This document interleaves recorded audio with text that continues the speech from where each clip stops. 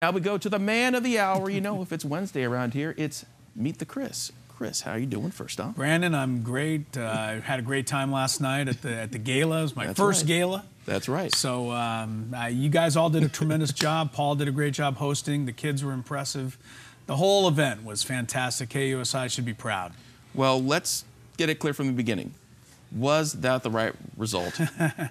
I'm going to answer it this way. You could not have had the wrong result. Oh, there you go. You know what I'm saying? That's so diplomatic. Well, honestly, I mean, in watching all of these kids, and they were all interviewed, you know, individually during the show, and each one impressed me more than the last. So I just thought every single kid up there that was a finalist was deserving of being up there and handled themselves tremendously well. So I don't think you could have got it wrong. They'll probably all go on and have great college careers.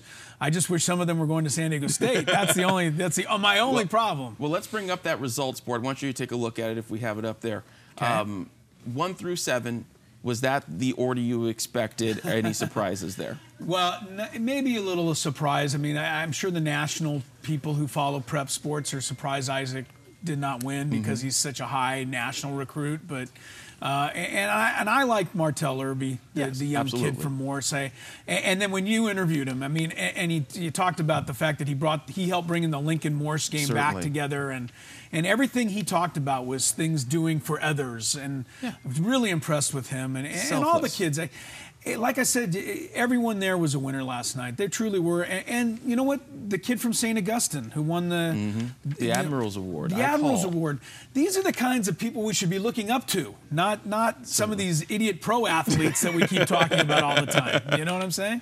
Well, you know, you had VIP. We gave you VIP seating there on the midway. Thank you so much. I hope you liked it. I did. The guy in charge of seating hooked you up. I was in the back row. That's me, by the way. The back row of the VIP. Don't you start. I was one step removed from being off the side of the boat. But can you just speak to the magic? It feels like there's magic in the midway, right? When you watch something like that. What a great place to have that, and the Helix band was up there playing, and it's a great night. I was really impressed with the turnout. My goodness, I mean, 700 of your closest friends. There was more than that. You guys didn't count it right. There was, I thought, well over 1,000 recount. people. We'll get a recount.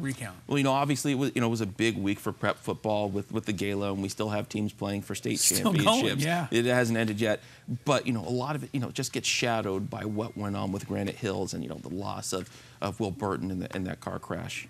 Yeah. You know, there's no words for it really, but what can kids in our community just learn from all the things that they're seeing and having to feel this week? Oh, I don't know. I mean, obviously, be careful, wear your seatbelt. I mean, that's the first thing. But I just, I was at Granite Hills High myself just a couple weeks ago, reffing a basketball game, and my thoughts just go to everybody in that school, and of course his family and the friends and the kids that knew him. I mean, it's got to be so scary when something like that touches so close to home. And Jeremiah, the quarterback of Christian, I mean, they share the same field there at Granite Hills, and he had some nice things to say last night.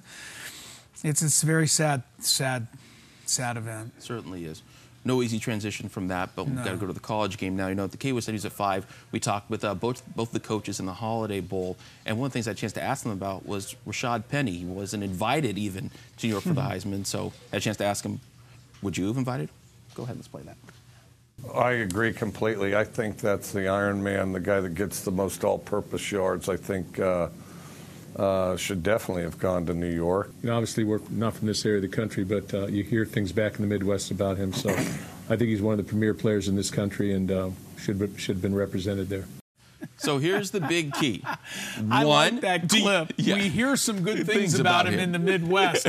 See, that tells you right there just how much attention San Diego State gets. I mean, remember, the Aztecs play most of their games at 6:30, 7 o'clock at night 7:30 on the West Coast. Mark D'Antoni never saw Rashad Penny play this year. There's no chance that he ever saw him play. And, it's probably one of the main reasons why he didn't get to go to New York. I just don't think the people realize how great he was. So in other words, if that question happens on national television, they give a whatever answer, but that question comes from somebody like me in San Diego television, they're smart enough to changes. Know. Oh, hey, look, Mike Leach, Mark D'Antoni, they may have to come to San Diego to try and recruit somebody someday. Of course they're going to give the politically correct answer, yes. Now, let's get to the part where people get mad, so if you don't like this, mute the TV for 1 minute. The team from Costa Mesa they're kind of getting good, and they got a big showdown on Saturday. Is that where this ends with them against the Chiefs, or does this keep going? And if it does, what's the bigger stinger for folks here? Is it Rivers versus Breeze in a Super Bowl, or Rivers versus Jared Goff in a Super Bowl? No, I think if the Lightning Bolts are in a Super Bowl, it is just a shot to the heart of San Diego. But I'm telling you, and you know I've been against them from the when they started 0-4, I was celebrating along with most people. But I'm watching what's happening right now, and they're blowing everybody out.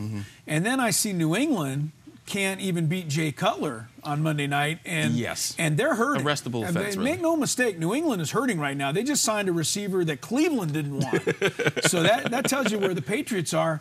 Steelers are winning all their games on overtime field goals. You wonder how long that can keep up. If the Chargers go into Kansas City this weekend and win, I'm going to start to really worry. I'm going to really start to worry. Well, you know, one of the fortunate things in big leagues is Marshall Faulk. You know, he joins those ranks of the fallen idols around in 2017. He gets suspended after those sexual harassment allegations. Is the sports world basically really running into what the news entertainment world is starting to run into? Well, that's the thing about this. I mean, it's happening in all areas right now, right? I mean, you get people with celebrity chefs. You get newsmen, journalists, right? I mean, they're becoming the story. Obviously, celebrities, agents, and people that ilk, and then sports personalities.